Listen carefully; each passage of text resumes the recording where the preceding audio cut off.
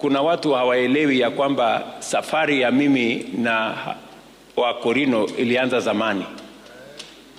Kuna watu wanataka kujifanya ati wao ndio wamekuja kunitengenezea urafiki na nyinyi. Watazoea kwamba hii State House ni ya Wakenya wote.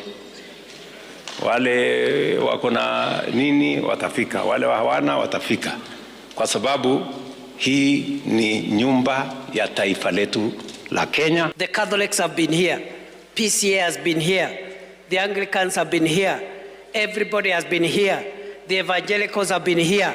Why is it painful when the Akorinos come here, it becomes an issue?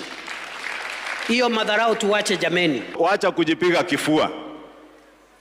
Ukitukana hata viongozi kama hawa wa kanisa, kuambia ni tumbo zao zinawaongoza, ni wasaliti, sababu wametembea kwa ikulu yao ya Jamhuri ya Kenya. Wacha kutukana viongozi sababu wamekataa mwito wako wa siasa za ukabila na migawanyiko.